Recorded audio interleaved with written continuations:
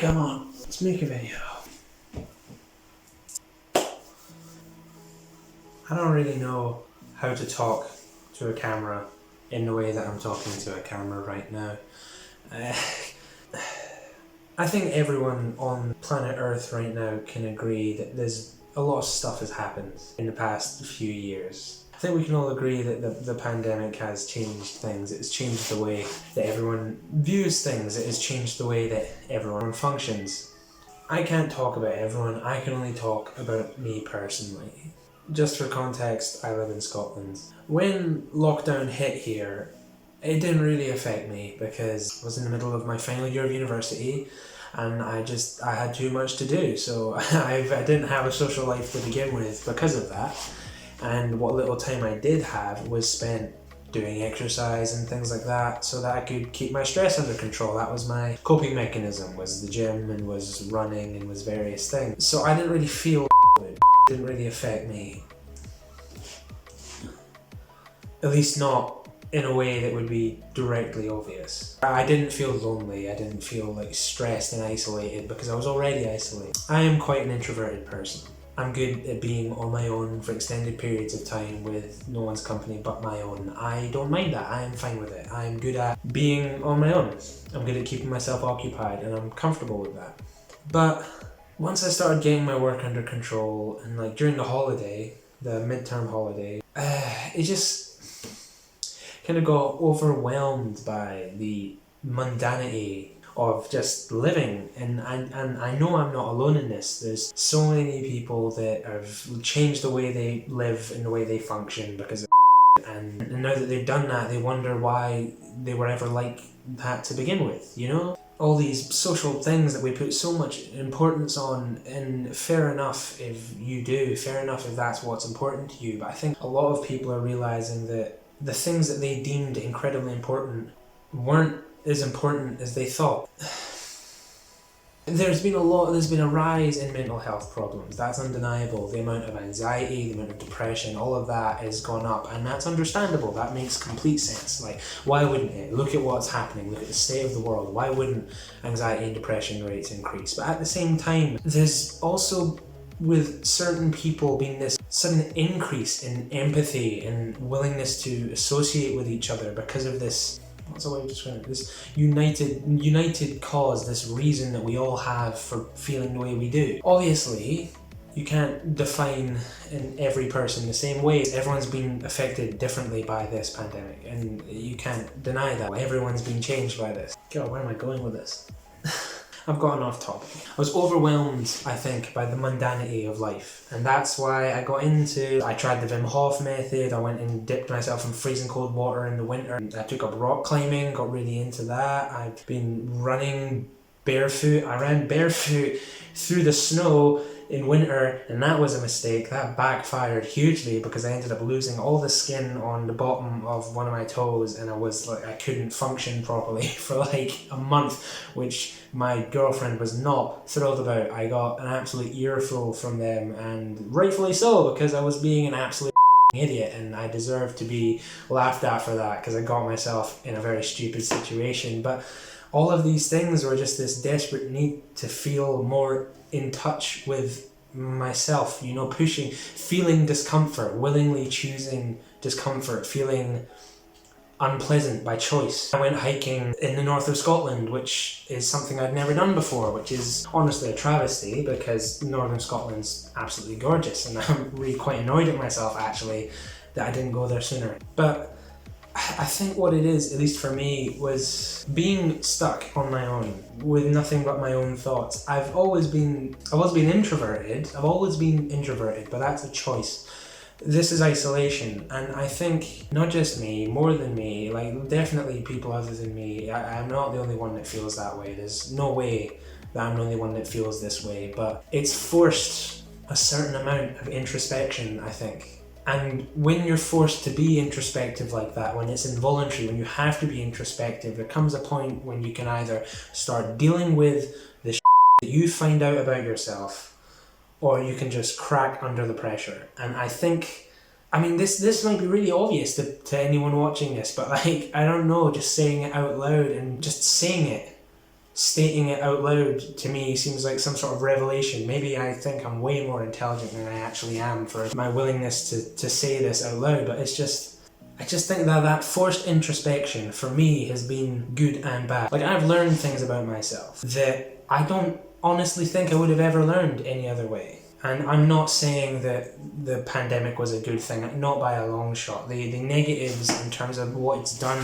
to individuals and how it's affected individuals, I think the negative massively outweighs the positive. But I can't help but look at how much my life has changed. Like, I have so much more drive for the things that I want to do. I know everyone has those fears of like, what are you going to do with your life when, I mean, at least younger people. And no, not younger people. Who wants to pigeonhole that? I've met 40-year-olds that still say they don't know what they want to do with their life. No one knows what the they're doing. We're all just out here figuring it out. We're all just out here winging it, and fully coming to that realization, it made life a lot easier. Realizing that no one knows what the is going on. No one has any idea. No one has any real control over that much. You find the things you can control and you control them and you perform the best you can with what you have. But ultimately, in the grand scheme, we have very little control. Like, you don't know if something like a pandemic's going to come along and sweep the earth. You don't know if a meteorite's going to hit Earth. You don't know if like another war is going to break out. We don't know. And maybe is that a bad thing? Who knows if it's a bad thing? Maybe it's a positive. Maybe, all I know is that for me, being willing to accept the fact that I cannot control everything. Things are going to happen to me, and you just got to roll with it and take the best out of every situation. I think adopting that mindset has been really good for me.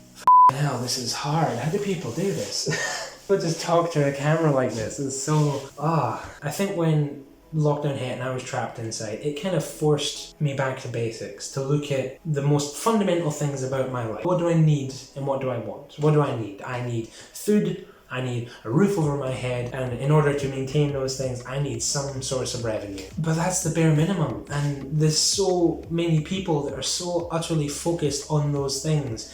And I get that if you're in a situation wherein those things are hard for you to attain, then that makes sense. Like, if you don't have enough food, that is your top priority. But I live in the Western world where there's a lot of people that I think put themselves in incredibly unhealthy situations, mentally speaking, because they're so obsessed with these goals that don't matter. Look at all the famous and rich people that have got catastrophic mental health problems. Famous musicians and billionaires that have depression and they kill themselves. That whole like first place remorse thing, where even the top athletes on the planet, when they get to their peak and they beat everyone, some of them get depressed because they don't know what to do with themselves after they've gotten to that point. They've achieved that thing that they put all of their energy into. They've managed it, they got it, and then it's gone. And they don't know what the they're going to do with themselves. In case in point, Tyson Fury, and he's great because he was willing to talk about it and he raises an incredible amount of awareness. On the highest level and the lowest level, we all want the same thing. We want to be happy, and we just do things that we derive happiness from, or we think we derive happiness from. Like, for a lot of people, they believe the be-all and end-all is money. They think, okay, I need lots of money. If I have lots of money, I will be happy. My self-worth will be huge. I can buy all this stuff.